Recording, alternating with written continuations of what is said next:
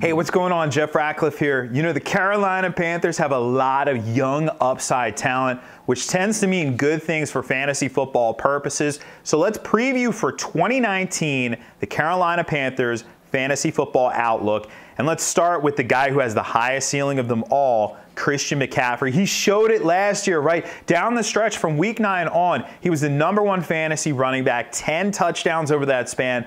He was lights out. But the big thing about McCaffrey is he really answered the question we had heading into year 2 from year 1, whether or not he could be a 3-down back. You know, that was the knock on him coming into the league. A lot of people said he just isn't big enough to be a true NFL 3-down back.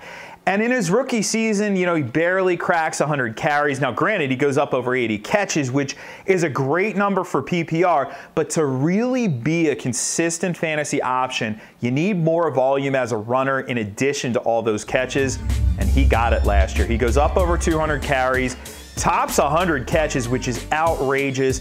This year, there is a very fair case to be made for McCaffrey as the #1 overall guy. If you told me, hey, Jeff, I'm drafting McCaffrey #1 overall, I like him better than I like Zeke, I like him better than I like Barkley, I like him better than I like Kamara, I'm not going to talk you out of it, to be honest. I'm not making that move myself. I've said I'm going with Zeke #1, but that's fine. There's such a small margin of difference between these guys, and we know McCaffrey, as I said, he has #1 running back upside, and there's no competition for touches. When you look at that depth chart, who else is getting touches in that team? Cameron Artis-Payne is going to challenge him.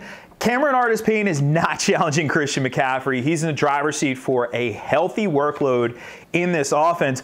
But, you know, the big question, I think, we don't really have questions about McCaffrey. The question about this offense is, how is Cam Newton going to be this season? Coming off the shoulder injury last year, obviously, you know, he took a nosedive. Cam Newton was really good before that point, and I think this gets a little bit overlooked. But from week 2 to week 13, Cam Newton had at least 2 touchdown passes every single game. That is consistency 101 right there. That's 11 straight games with at least 2 passing scores, which, you know, often we think about Cam Newton as a running quarterback, which he still, of course, is going to do, but he was pretty darn good with his arm last year as well. Wasn't monster numbers, wasn't Patrick Mahomes numbers, but that coupled with his legs is going to produce some fantasy value. But the question is, how's that shoulder? How's the shoulder going to be? We'll answer that question, obviously, as we get into the preseason. For now, a little bit risky, but we aren't getting any negative reports out of Carolina on Cam. I think he's going to be a quarterback one who you're going to get at value, because Cam Newton, often for fantasy purposes, a lot of folks love to hate him. They're going to, you know, pass on him on draft day, which means he's going to fall down the board, be a nice value for you if you want to take that risk, and I think it might be worth it this year. If you get him at the right price, of course, because you look at the receiving core that he had earlier in his career, and you had those big, lumbering wideouts, you know, Kelvin Benjamin, Devin Funchess. He's basically like a basketball team out there. Not a lot of speed, but big body guys.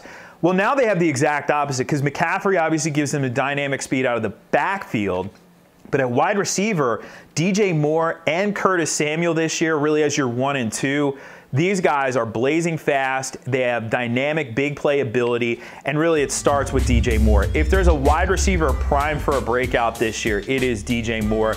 He's not in anybody's shadow any longer. Funchess is out of the mix, so Moore is the clear #1 guy, and he flashed that upside last year. You know, it wasn't the biggest rookie season that we've ever seen by any means. It wasn't even close to the biggest rookie season, but he was pretty darn solid from week 5 on. Got off to that slow start, but from week 5 on, he was a top 24 wide receiver in fantasy and PPR.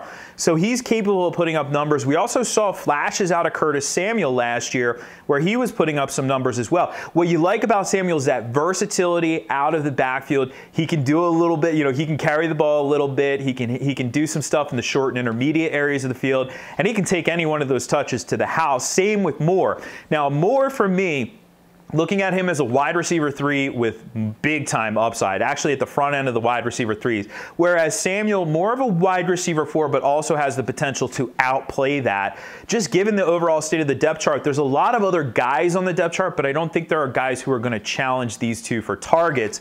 Now, of course, you still have Greg Olsen here. And I mean, are we really coming to the end of the line of Greg Olsen as a fantasy commodity? I think we are. Missed 16 combined games over the last 2 seasons. So while he may still see targets if he's healthy and on the field, in his age 34 season, I just don't think there's enough fantasy juice there, fantasy upside there to justify rostering Greg Olsen this year. But there is upside, obviously, elsewhere on this Carolina Panthers roster. So you want to see where these guys land in our fantasy football rankings? You can check all those out and more at pff.com.